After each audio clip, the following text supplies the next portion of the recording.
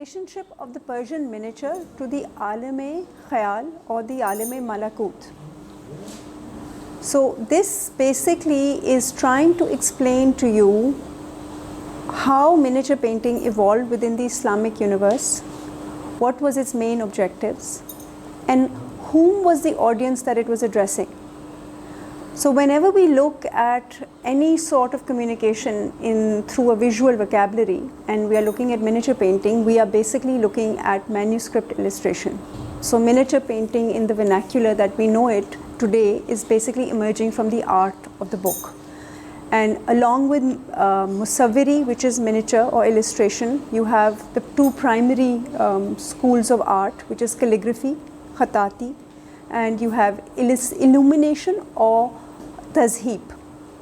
So the context of the visual vocabulary in a miniature painting or in an illustration is a very strong link with the text. So the first thing that should come to mind when you look at a miniature painting is what is the context of this painting, which particular manuscript does it belong to, what was that book about, and accordingly the visual images will sort of reveal themselves. So if you look at a miniature painting outside its context of the book, you're going to be very confused about what it's trying to say. So the first thing I'm trying to set in your mind is that when you're looking at a miniature in the Islamic school, you're looking at something that has been translated into a visual vocabulary from the written word. And because today we look at most of the images in museums separated from text, we have forgotten how to make that link. And since they were arts of the book, they were collective endeavors. It was never the work of one person. The manuscript would take up to 10 or 15 years to produce, and some of the most fine and refined works of art are from the Shahnama Firdausi, which has been painted again and again, and the most famous of them is the Shah Tahmasp Shahnama. And this has something like 356 images. The work was done in Tabriz and supervised by Kamaluddin Behzad, who grew up in Herat. So Herat is late Taimurid court under Hussain Mirza Bekra. It's an environment which is very heavily influenced by Tasawwuf. Hazrat Jami was one of the members of Hussain Bekra Mirza's court. Sher Ali Novai was another, he was the minister at that court. And people like, artists like Kamaluddin Behzad grew up in this environment.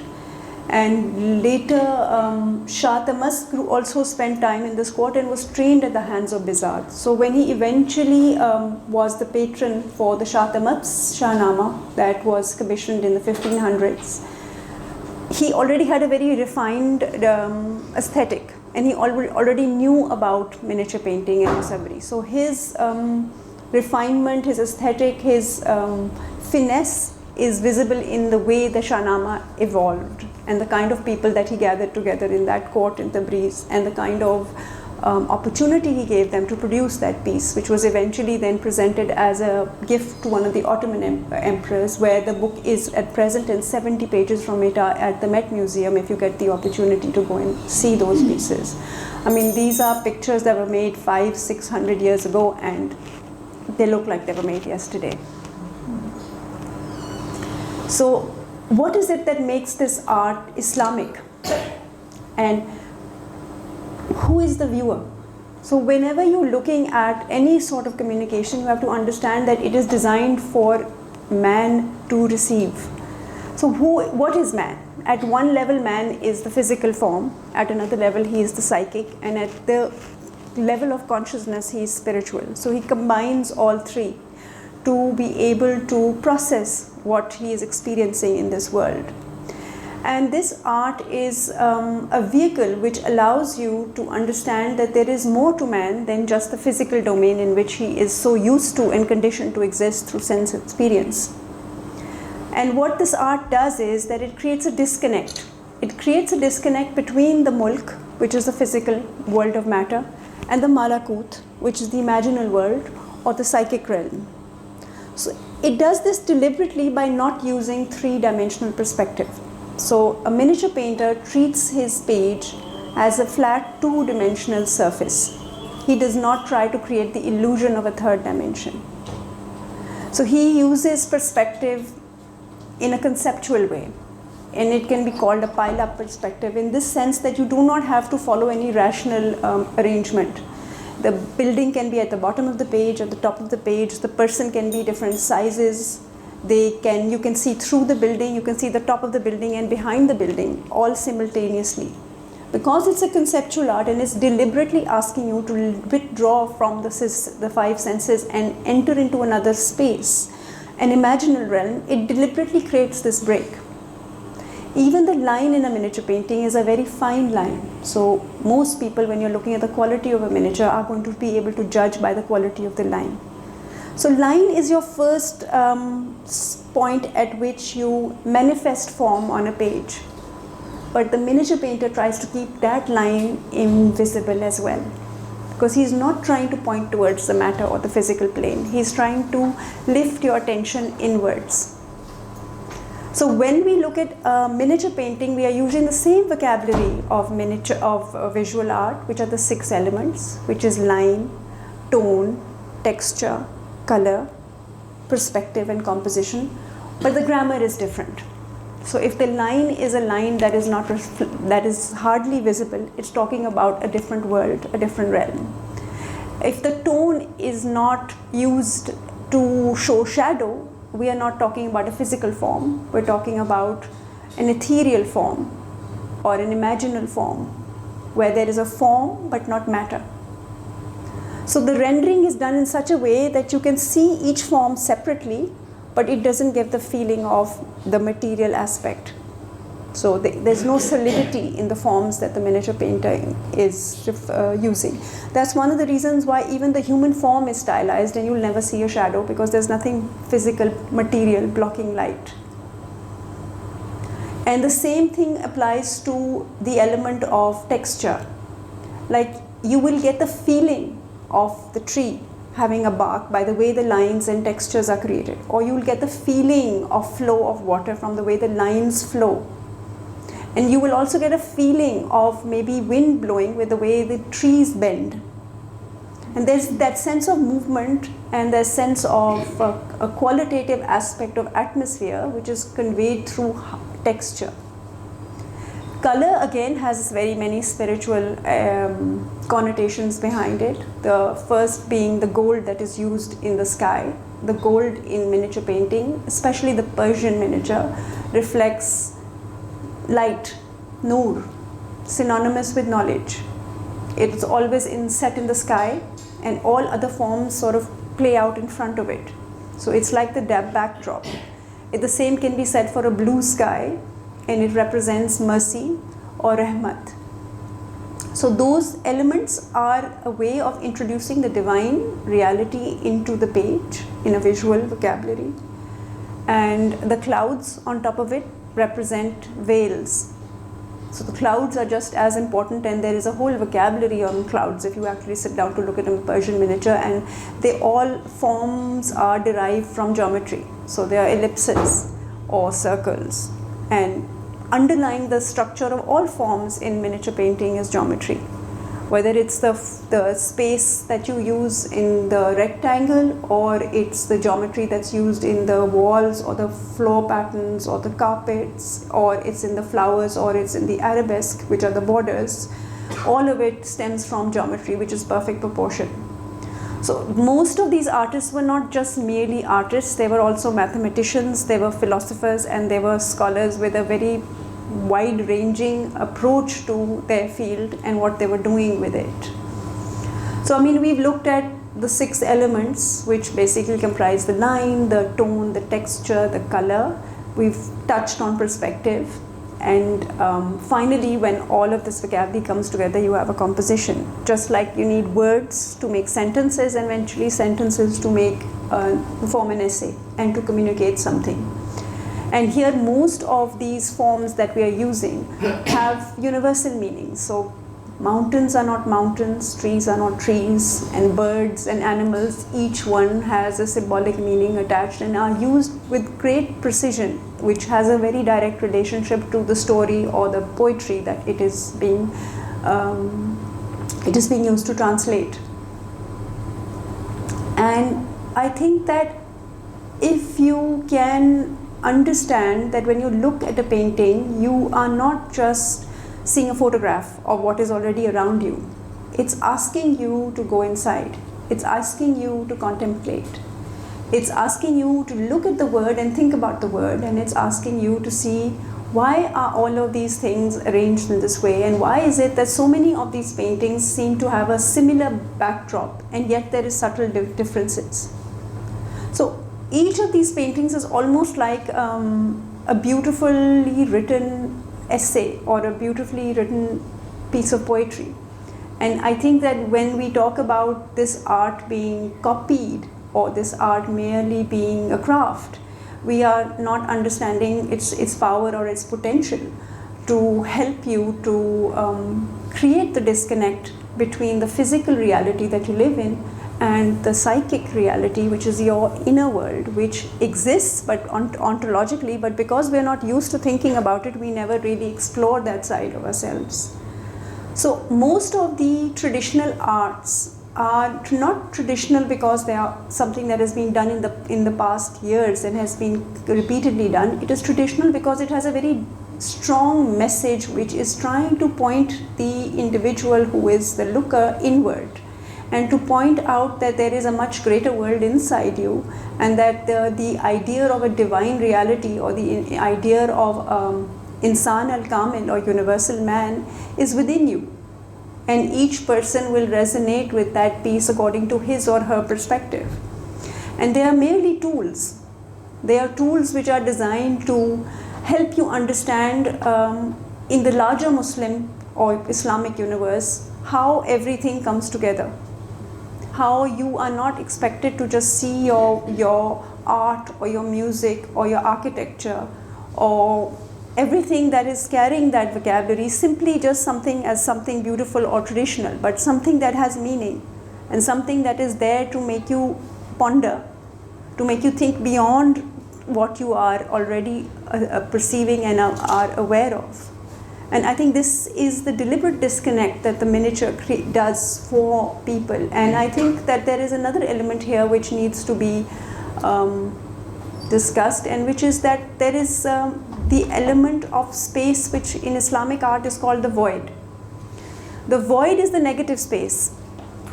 We do not treat negative space with any real attention when we look at art.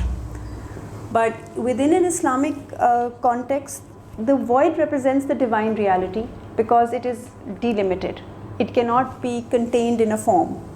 So the negative space of the page is what upon which the artist works, is basically an indication of the Shahada, La ilaha illallah, that there is nothing but God. So whatever form that you put down on a page with a pen is coming out of your intellectual or psychic or imaginal realm, is basically standing on something invisible, because there is no consciousness without him. We do not have independent consciousness. Consciousness is through the divine reality. So as a result, that void or that negative space represents for us that element upon which we put down our ideas, showing that we are connected and we are linked to that consciousness at all times. So the expressing that emptiness and creating that balance between negative and positive is part of the arrangement in a miniature painting as well. So if you go and look at a miniature painting, you see that there is always a negative space left at the edge of as the border on the page. That border of the page is basically the void. And the inner realm of the picture that you see is your psychic realm, so your imaginal realm. And the one that you're sitting in is your physical realm. So this is the disconnect that this art immediately sets you into, making you realize that there is a difference between what is inside you and what is outside you. But they are both realms ontologically. So they are both realms of consciousness. And can we go back one slide to the beginning? So the world of miniature and the world of imagination. In Islamic cosmology, the multiple states of being can be summarized in 5 principles, which the Sufis call the 5 divine presences. These world of presences include what we call the physical world, mulk, the world of matter, the intermediate world, which is malakut, and then the third realm is the archangelic world, Jabarut. Can we go back to the picture? Okay, in this picture, almost all 3 realms are represented simultaneously, and it's one of the most marvelous pieces where it's with clarity. If you see the clouds, they're at the bottom of the page, and below the clouds you see the sun. So you have the sense of Hazur Sallallahu Alaihi Wasallam emerging from the clouds from a different realm, entering to another realm. So this complete break here, with the clouds being used as the barrier, is reflecting those 2 realms, the mulk and the malakut. And also there is this timeless quality of suspension, because the moment you leave the world, you leave time, and time slows down. And then you see the entire angelic order, which is the Alam-e-Jabarut. They have come to receive him in all his majesty. So all those tools of the fact that there is the world below, an intermediary world, and then the world of the archangelic order is all represented in this one page, and yet there are no divisions. And there's a subtle feeling of space beyond this. So the eye, if it wants to, can wonder how far is he going to go, or how high is he going to go. And then just look at the fact that the gold that is used around him represents light again, which is synonymous with knowledge. And this picture centers him as the center of the universe, with all the majesty and all the energy and all the movement happening around him. To be able to convey this kind of feeling on a 2-dimensional surface, and to lift you for a small speck of a moment away from all the distractions of a cup of tea, or a job or something, and to be able to contemplate what it really means to go inside yourself, to seek something grander and something greater and something much, much more exciting than what we are so used to and we get so bored of so quickly. So Islamic art is designed to make you see that there is more to you than meets the eye. It opens up inside you a whole other existence, a whole other universe. And this is a universe of form. So the imaginal world is that intermediary world where you have the entire drama of the paradisical state, the inferno. It has its own time, it has its own body, it has its own colors, it has its jism latif. It's not something that we can just write off simply as the whims of your, imagination or fantasy. It has its own ontological reality, and it is something that we as human beings can experience.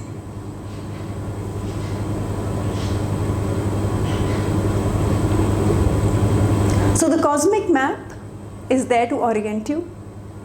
All of the pictures in the manuscripts will give you the same breakup. So the element of void is to remind you that it is not just you. There is much more to you than just you. And to remind you that this realm in which you sit in is not the only reality. This art is also called the gateway to the lesser mysteries. But of course, to the higher realms, to the realms of the void. Can we go back to the old slide? Beyond the archangelic world is the world of divine names and qualities, which is Sifat-e-Zat, Lahut, and the divine essence, which is the Zat or Hahut. And Lahuti and Hahuti is often mentioned in poetry, or it's definitely mentioned in the Kalam of the Sufia. This is a realm of formlessness. And the 3 levels or alams of consciousness have form. So the previous picture was one in which it was conveying that form. Go back to the picture. And the border outside fades away. It's just subtle indication of arabesques done with a very light gold wash. And wherever this barrier breaks, you'll see it in another picture. Can you show me the Shah Tahmasp one with the Seymour? You see the rocks climbing up outside the picture? That's again that whole channel which is the intellect, which has the power to break through all these realms and to experience all these realms simultaneously. And this particular picture is a picture from the Shahnama of Shah Tahmasp, and this is a very famous picture in which the Seymour looks after Zal, who has been abandoned as a child and then is finally returned to the family. But just look at the picture. You have gold leaf at the back and this beautiful Seymour standing aloft at the top of this picture. And there's subtle movement. Even the mountains feel like they're moving to some rhythm. Even the fauna among the mountains is also swaying.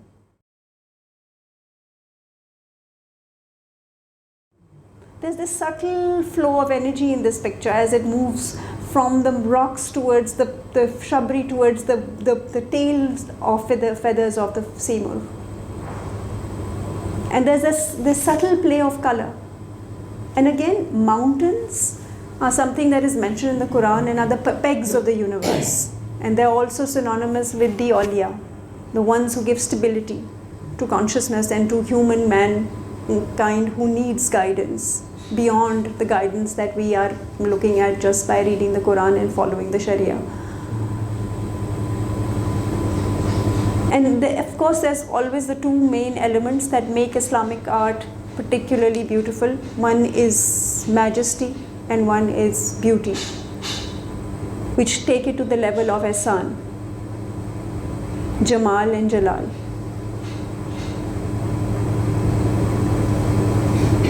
And these paintings cannot really be viewed like this. They need to be viewed with a magnifying mirror and sat in your lap and truly enjoyed with the words. What's the size of this? These paintings are all 11 by 18. They're the size of a big manuscript.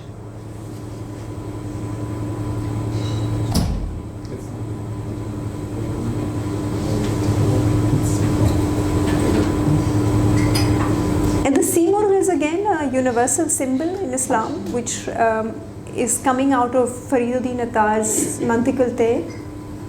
And it's the journey of the birds seeking the truth, and eventually after much hardship and flight they eventually arrive, and what they see is the Seymour. And the Seymour is not one complete bird. Each bird sees parts of itself, so it is according to your capacity that you see the divine reality. And this is the image that the Seymour has been given in miniature painting, and it is used repeatedly. So now it's become such a universal symbol that the moment you see it, you can identify it as the Seymour.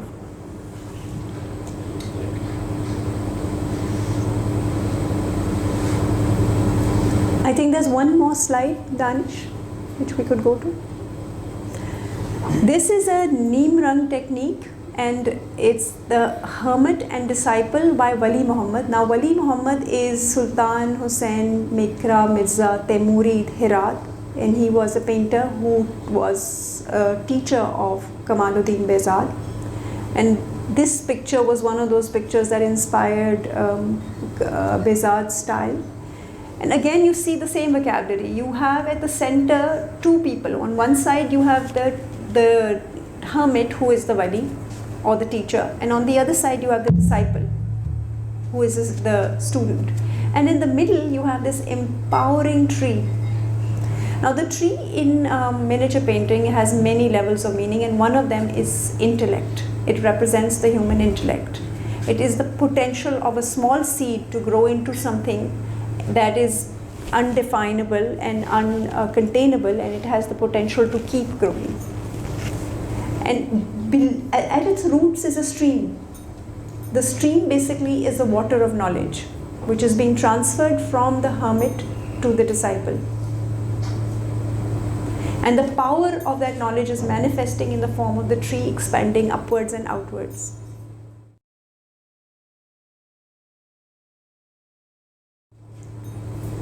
And you have all these animals in pairs. You have two ducks. Ducks represent intuition.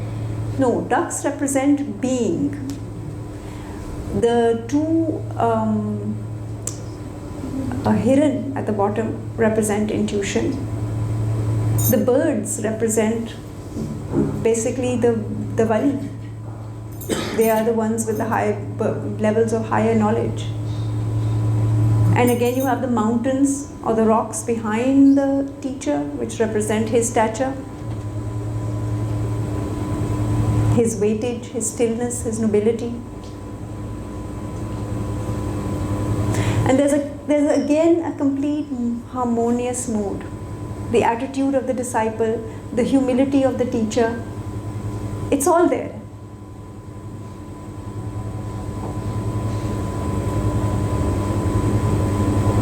Again, it focuses on the fact that it is knowledge that empowers man, and it is the power of the intellect that expresses itself.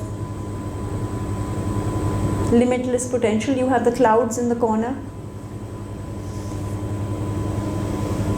What is the significance of the lack of color in these ones? It's deliberate. It's just a different technique. It's done in a tea wash with just black ink.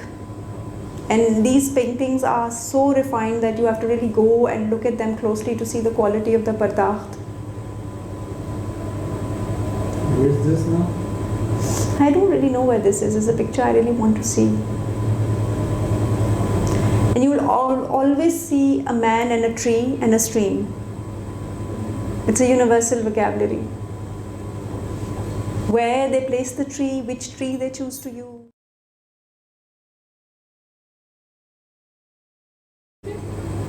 I think that even with the reading of the manuscript, people don't get it anymore, because I think we don't paint for the same reasons anymore. I think the philosophy behind the painting and the purpose behind the painting is very different. The modern artist is trying to say something which is personal and a very personal perspective, and he uses the same symbols, but he uses them very differently. Whereas when you are looking at these paintings, most of this painting is mystic poetry or kalam, and the context of the word is heavily weighted in the direction of, something that is leading you inward. So you are using that vocabulary with that purpose. Today you use the technique, but you don't have the same underlying inspiration or philosophy or purpose. So it evolved with a particular purpose and function. Today that function has been distorted mostly as mere words that you use to express, to communicate. You said that the Herat school was heavily sort of influenced by the suburb. Yes, Jami, Hazrat Jami. So the actual artists, हम कहते हैं कि या आप annual यकीन के stage पे या मतलब एनुअल यकीन पे रहते हैं, तो were they at that level that they were able to develop such imagery so accurately? I think that's such a beautiful question, because I think they weren't just painting. So they were studying texts first, and they were studying texts with people who were writing those texts. So the influence of those people on their emotional, physiological, psychic, channels was huge. So they must have been evolved to quite. They were evolved to quite an extent, yes. And it's how much they understood what they were reading and how they were able to express it. And then they were not just painting to prove who they were, because none of these paintings are signed. A lot of it is conjecture today, that this belongs to so-and-so, or this was worked by so-and-so, because you eliminate yourself from that communication, because the purpose of that communication is not to say, oh, I'm a great artist.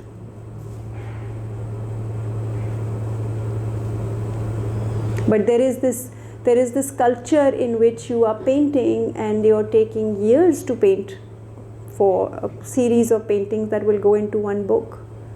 And then you are being supervised by the scholars, and the work has to be again approved by the king himself, who is funding the project. And you've started working at a very young age, and you've been working for years and you have been exposed to this art for years. So all your aesthetics have been shaped by looking at these paintings. So often you can compare paintings which are from different manuscripts on the same subject, and you'll see just subtle changes. Maybe because they felt that the original was good enough. Today we would probably say, oh, it's just a copy. It's only when you get down to painting one of these paintings, even if you're copying, that you really appreciate what it takes to make one of these pieces. And with all the tools that we have in hand, which means we're not making our paper and we're not processing our color and we're not creating our own tools, and we have all the technology and all the light to sit and work in. Obviously, a lot of their inner beauty was translated into there. Yes, their training, their understanding, the influences around them. And I mean, a lot of these artists weren't just bound, say, to Herat. Those from Herat traveled to Tabriz, and from Tabriz they traveled to Delhi. And they took with them what they learnt, and you see the flowering of this art in different periods, and it's sort of almost a different vocabulary, a different environment from which, I mean, particularly under Akbar, you have Hindu painters who are inducted into the atelier and who are taught this art form, and they have a totally different mizaj and mood to the way they paint.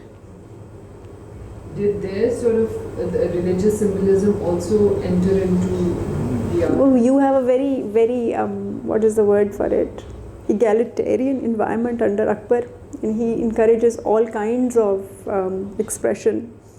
And it's like a melting pot, so the art has that kind of energy too. And it again depends on the piece you're looking at. Is there a manuscript which is literary indicators and more use of symbols? Basic premise was that these were sort of, as you said, like a visual language for the manuscript. So what about miniature painting today? Then it means it's a completely different thing. Look, it just looks the same, but it's not. You have to understand whether you're looking at miniature painting, visual art, music, poetry. It's just a form of expression. It's one person saying something to people at large. Whether you're using words or you're writing the words or you're using visuals or you're doing it in sculpture or you're doing it, in some sort of, in a vessel or a carpet or, embroidery on cloth. All of it is basically a form of self-expression. It's just that it depends on what you're trying to say. So in this case, it was Islamic because it had a very close context to pointing towards your relationship with the divine reality. That is why it comes under the daira of traditional Islamic. But even then, it's not sacred. So within Islamic art, we have two broad categories. One is traditional and one is sacred. And sacred it's either calligraphy, which is Quranic calligraphy, or mosque architecture. That comes under purely sacred, which is linked to religious function and directly as the word of God. The rest of it comes under traditional simply because it's pointing towards the same universe. But it's not a direct manifestation. But when you're talking about art in general, it's just entirely up to the person who is trying to convey something for. It's not a product that you hang on walls. It will always reflect something that is the vernacular of that time. So whatever is happening is going to show up in some form or the other through a person's work.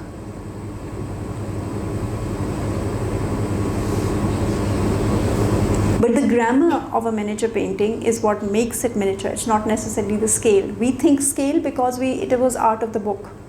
And it had a very defined function being related to the scale of the manuscript. But today the two have been separated, so the visual vocabulary is become free, and so it can be at any scale. So if the form is stylized and the grammar is the way we use it traditionally, you still come under the sort of label of contemporary miniature painting. So it's a very powerful tool of communication is what you're trying to say. Ultimately, any art holds, it depends on the quality of what the artist is trying to put out there. And they would have had very limited audiences. I mean, It's a courtly art. It's a courtly art. It was always, the atelier or the library was always open to all the people who were part of a particular court. They had access to it. Yes, but masses didn't have access to it. I mean, in the beginning, even the written word was not open to everybody because everybody was not literate.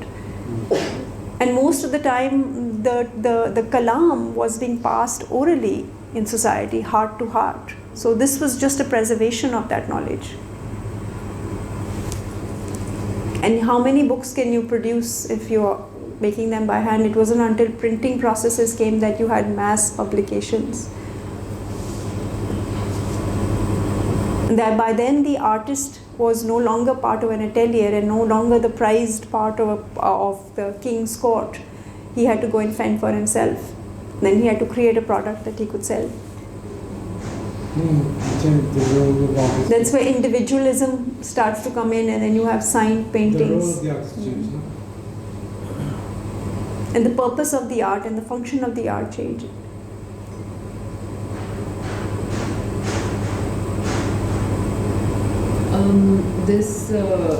The cosmological universe that we saw, especially in the first one, I'm reading Paradiso these days, and it's not obviously the same, but it's quite sort of, you can see the Different labels, but but you don't see it that strongly depicted in their art. again Even it though depends. they were obviously the poets were engaging with it. It depends again which period you're looking at, because medieval art to Sara is patronized by the church. So it had a very specific purpose, and you see so many nativity scenes, you so many Christ on the cross, elements which they needed to get across. Again, not everybody was literate, so the visual vocabulary helped. But later on, the artist, the Renaissance, which is 1600 onwards, the artist has been released from that bondage, and he is free to express himself.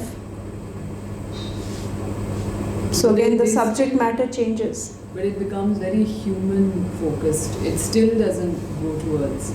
So this cosmic map in art is your own map, no? So the mulk is the equivalent of your jism, and the malakut is the equivalent of your soul, and the realms above it is the spiritual realm. So it's basically like looking at a mirror and being reminded that what are you. So it was always reinforcing that with subtlety.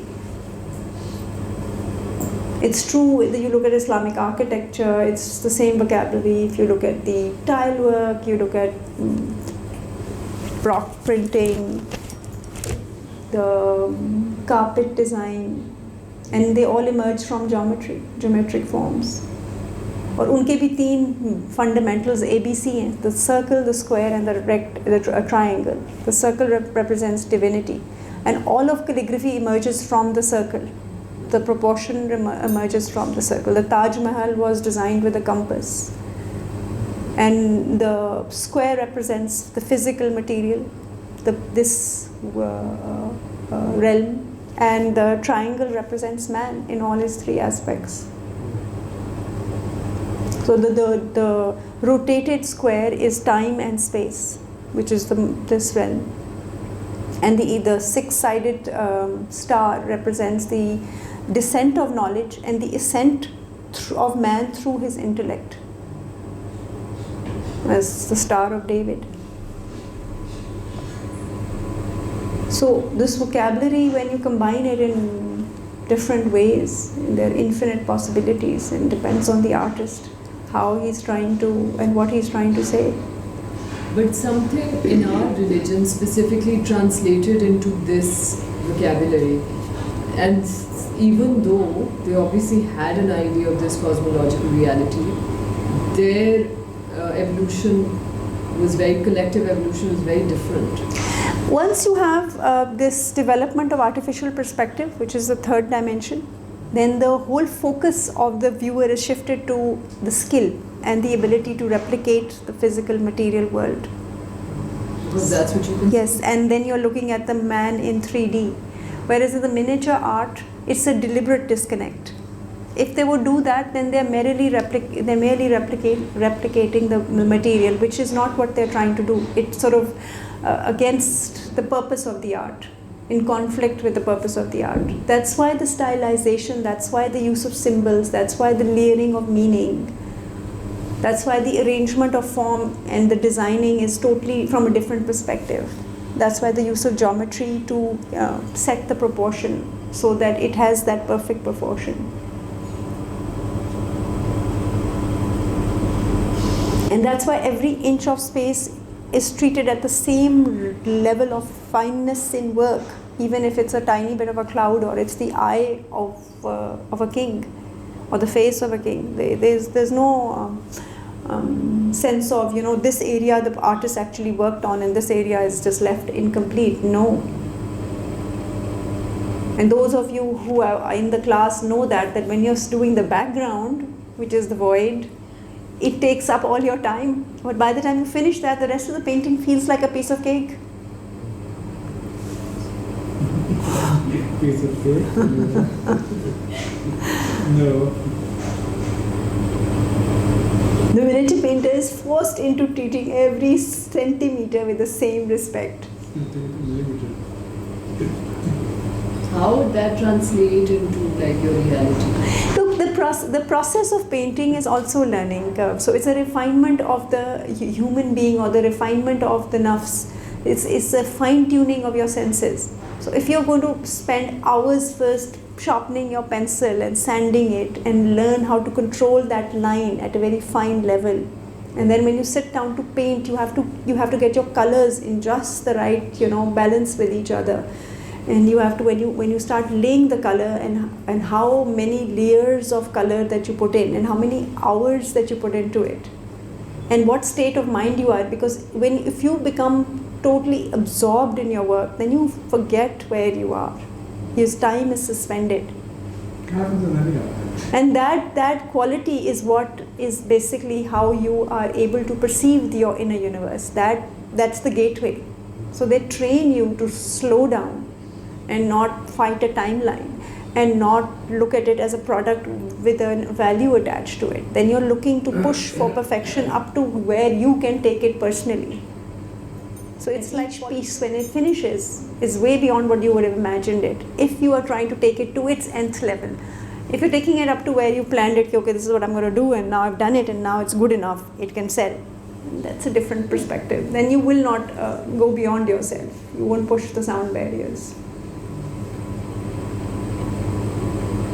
That's why they were always encouraged for excellence, and that's why those people training them gave them ample room to start at a very young age and explore. But And the difference is they were painting gold and stuff. they weren't worried about what they would be. were paid high. They were well paid, they were well looked after, their families were looked after. That was not the issue. That's the poor people, like landlords and poor people. Yes, and they were inducted at a young age and paid from a young age. So the learning time is also labor that was accounted for and paid for. So you came out of that system with a skill which would earn, but you didn't have to pay to learn. They were lucky.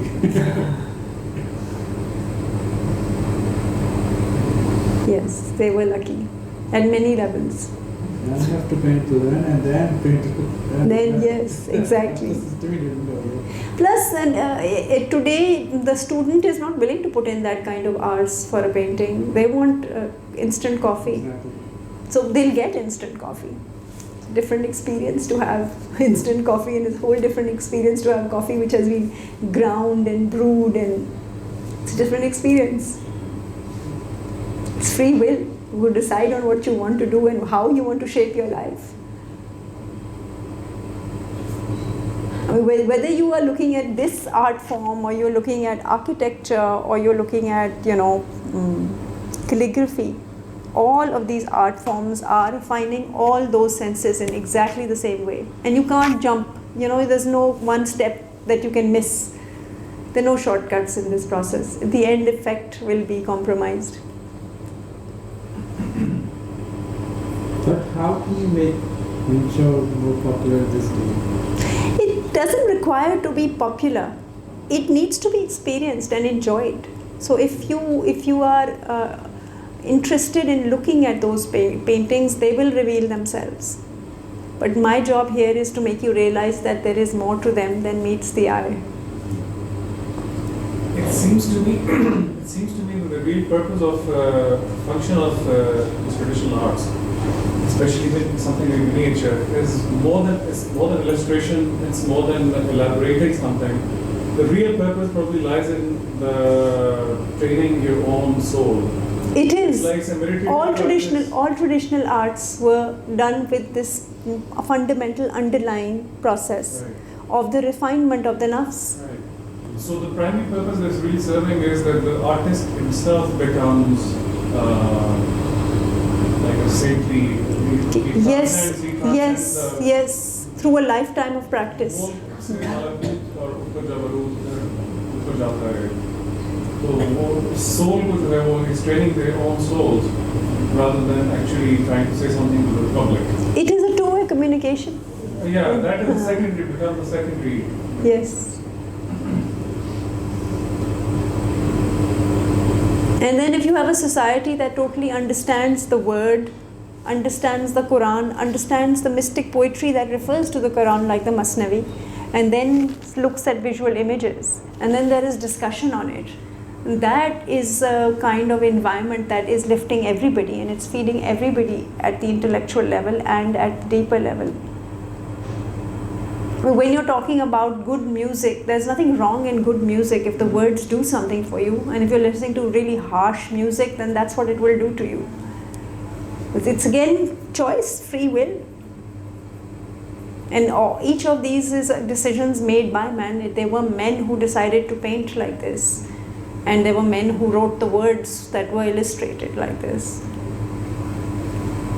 Especially something like miniature compared to something like poetry, for example. Poetry is accessible generally to more masses, but miniature would be very, it's courtly. It's like It is a courtly art. it's like compared to like folk music, it's like classical music. You can say. Is this a patronage for this? It wasn't something that was made with a perspective to be sold. It was something that was commissioned, and then it was meant to be shared or gifted. Even when it was gifted, it was shared. So it was going to be read in a darbar or in a court, and there would be an audience for it. And there would be an audience for it to be passed around and enjoyed. So it was part of a culture. I mean, today the culture is that you go to an art gallery to look at art. It's just a different modus operandi. And even if you were looking at the book, somebody would be reciting the poetry or the text. So there was that whole environment that was created. Today you gather together and you at somebody's house for dinner, the general conversation can be anything from politics to gossip. I mean, maybe we need something to link us back to something that has an impact at a deeper level on us.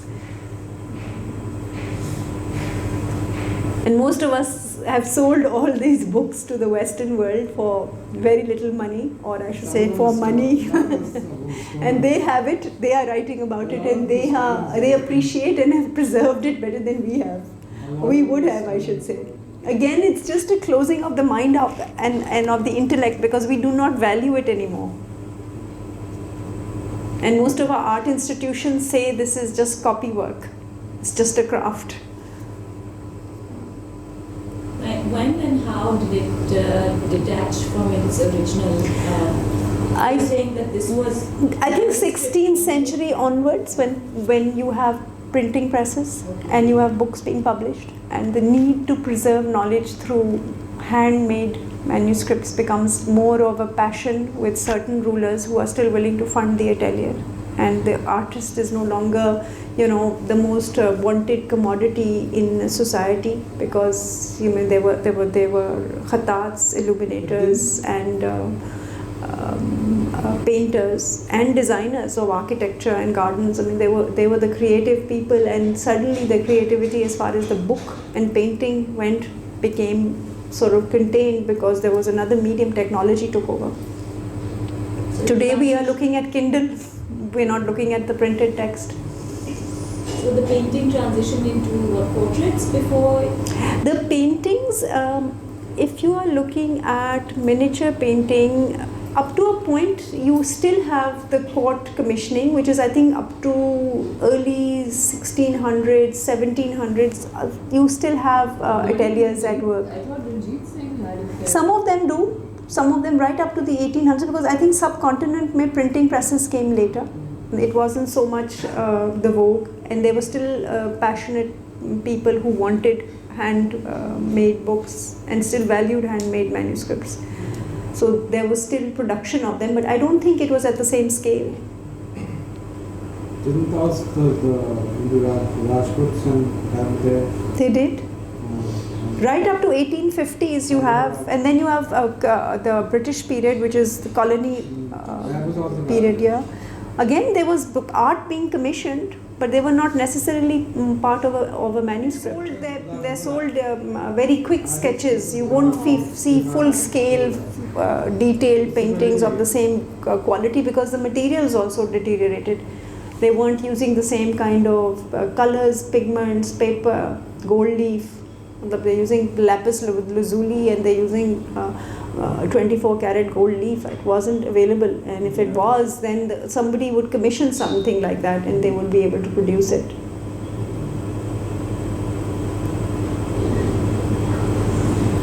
Can those things still be made? I mean, lapis lazuli. If you have Some of the techniques are being sort of started, but I haven't seen anybody produce the stone colors yet. Mineral colors are back. A lot of gold leaf is back. A lot of people doing it and a lot of people teaching it. The Prince's School of Arts in London has brought back a lot of the old earth pigments and mineral vegetable pigment techniques. In here, for us in Lahore, it was a treat that we had Bashir Ahmed, who taught at NCA for almost 30 years, and he learned from Sheikh Shujaullah and Haji Sharif, who were people who link back to the old Mughal families who worked in the royal ateliers. So those techniques came down generation to generation, and then they became part of the modern academic curriculum, and they got taught. So a lot of people learnt it. That's why people like us are sitting here doing it. And also because it became very popular in the West. These techniques was not something familiar to them, and they were greatly appreciated, and you had Imran Qureshi's and Shazia Sikandar's make it big. So more people were interested in learning this technique and this art form. So there is a revival. But I think that until we don't, as an audience, appreciate it, and we don't ask for it to be commissioned, some of the more classical images will not be around in the future, as they were repeatedly done over the generations. So it's a revival, but divorced from its origins. Yes. The context has changed. But the vocabulary The hasn't. context of art has changed. But the vocabulary doesn't change. I mean, if you're going to paint a tree with a disciple or a hermit, it is implying the same thing. It's talking about the same subject matter. It's just whether you realize it or you don't realize it. But neither the artist nor the audience now has the same sort of nuanced understanding of it. But the nuanced understanding of it is because man has become very focused on a very rational, secular pathway. Na? He's lost perspective on who he is, and he is so busy looking at the material plane, and everything has become a product. For that reason, you're not seeking this art. But if you were looking beyond yourself and you're looking for a bridge or an experience or a source that could add something to your inner vision and your own quest for self-discovery, then you would want to spend time with these images, or you would want to spend time with such poetry, or you would want to pursue looking at these things in museums, take out the time to do it. Because it's actually free, your own choice. What are you wanting to see, or what are you wanting to listen to, or what are you wanting to do? I mean, you've come here for a purpose, because it's adding something to your own understanding of yourself.